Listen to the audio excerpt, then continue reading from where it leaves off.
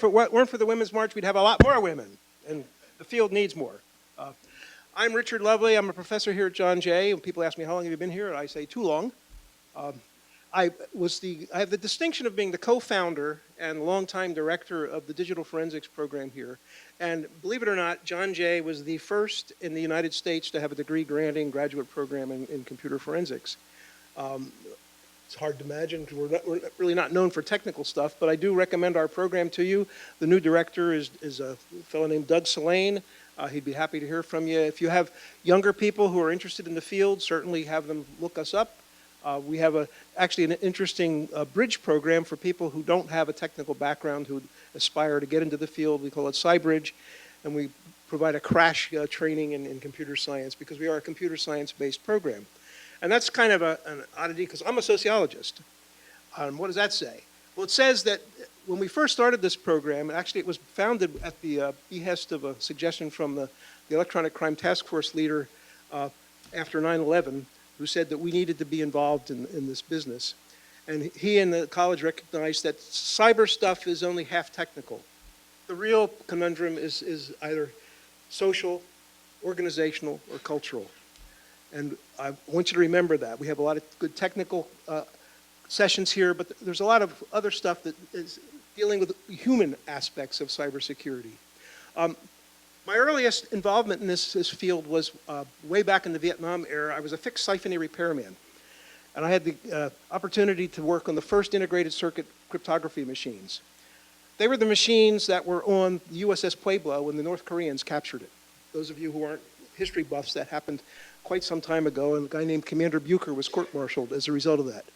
The machines on that boat had on top of them incendiary devices which were supposed to be ignited to melt the machine. At that time, the cryptography was controlled by IBM cards, which would have to be couriered around the world. So they would have matching cards, and Alice and Bob had to be in two different places at the same time, and they did it by the cards. The North Koreans, and of course then the Russians and the Chinese, got the whole thing. They captured the machines, they captured the cards, they captured the whole thing. Why? Human error. Human error. Didn't matter how slick the technology was, human error trumps tech stuff all the time. So just keep that in mind. One of the hallmarks of our program is that we call ourselves a hybrid program. We integrate the soft side of cybersecurity and forensics with the hard technical stuff. And that's the message I have for you. That's what we can deliver. And I recommend our program to you. If you have internship possibilities at your place of employment, think of us. And think of us for hiring graduates. Anyway, I want to welcome you on behalf of John Jay, City University of New York, and the Digital Forensics and Cybersecurity Program, which we call D4CS here at the college. A lot of good stuff. I want to share with you actually another kind of human aspect. The password for your guest email or Wi-Fi is CUNY, lowercase. I had tried to get a special password for the conference. It didn't work.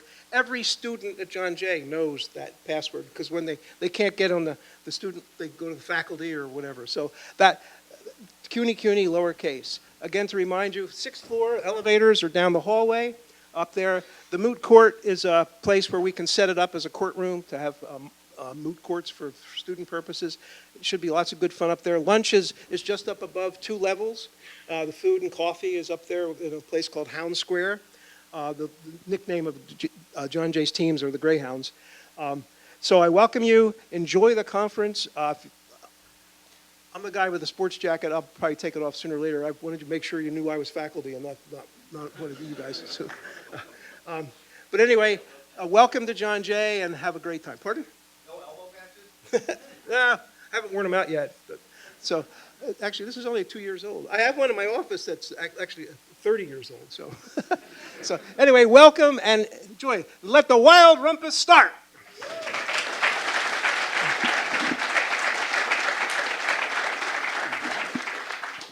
All right, next up from the New York City Cyber Command is Quiescence. She is going to talk a little bit about what's going on with the City of New York and what they're doing in terms of cybersecurity. So, come on up. Welcome.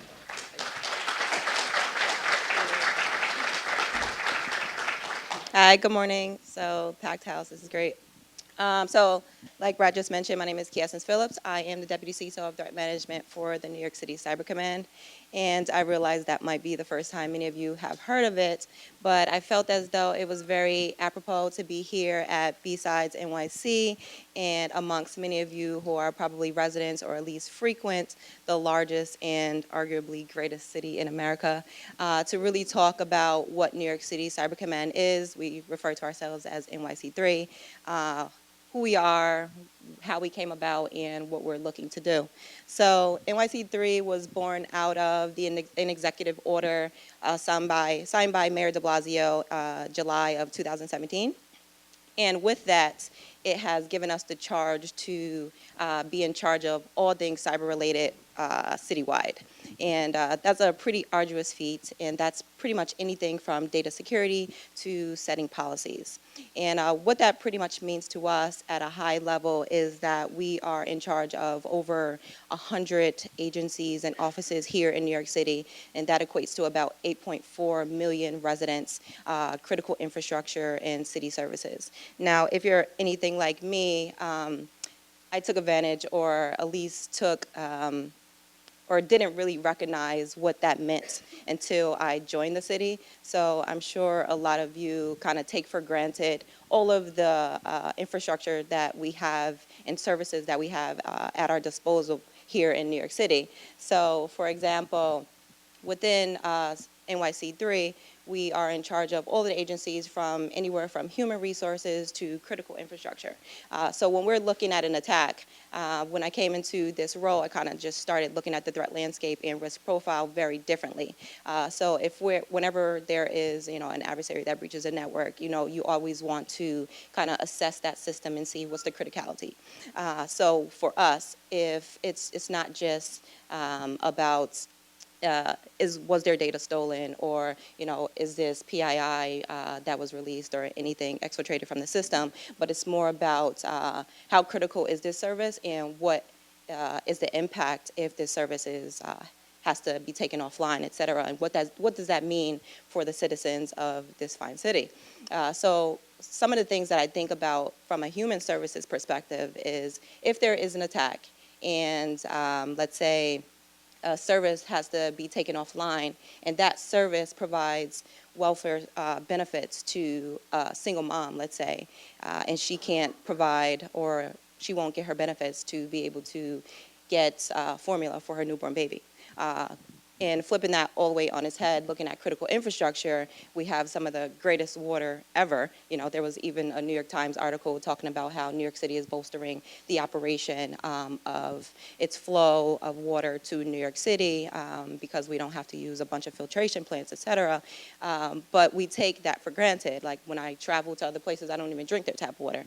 But if our systems are, let's say, our IC systems or our OC systems were compromised, what does that mean for the operating the dams here in New York City, or the flow of that water from upstate, or how much fluoride gets put into that water? A lot of that stuff we take for granted.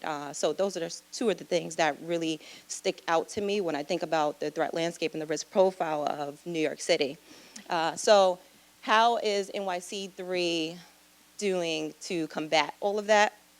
For one, we are moving away from much of a federated and decentralized network to giving ourselves the ability to have full visibility and control of all of the agencies across the city. And then also we are building somewhat of a responder environment that pretty much removes us or separates us from the networks for which we protect. Within that environment, we're enabling ourselves to be able to amass a large set of data lake, and to be able to do predictive analysis on that data, and then also just put ourselves in a position where we're able to do advanced analytics, et cetera, for the cities, before the agencies of the city. going forward, I would just like to leave you with 2 calls of action. So one, obviously our mission, part of our mission is to prevent, detect, and respond.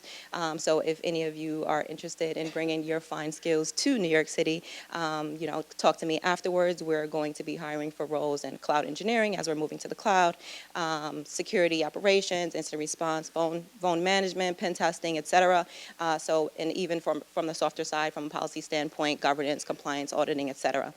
And then also, my second call to action is we can't do much of this alone, so partnerships are very important to us. So if you find that your organization, your company, et cetera, and you have some synergy with ours, we're definitely looking to establish strong partnerships. So if there is any synergy, definitely talk to us afterwards. And then lastly, we will be publishing a website at nyc.gov/cyber. It's not up yet, but it will be coming to a screen near you very soon. So look out for more information there about what we're doing, some exciting things that we have in the pipeline, how we're kind of being very, actually not kind of, but very innovative in this space, very non-conventional and untraditional for local government, basically pushing a lot of boundaries and changing the culture of local government here in New York City.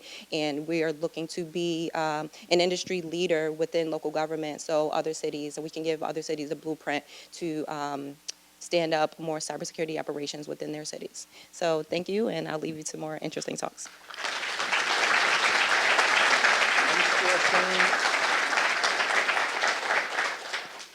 All right, thank you, Quiescence. I was just thinking, like, I'm a conference organizer because I'm running around with a roll of tape in my hand.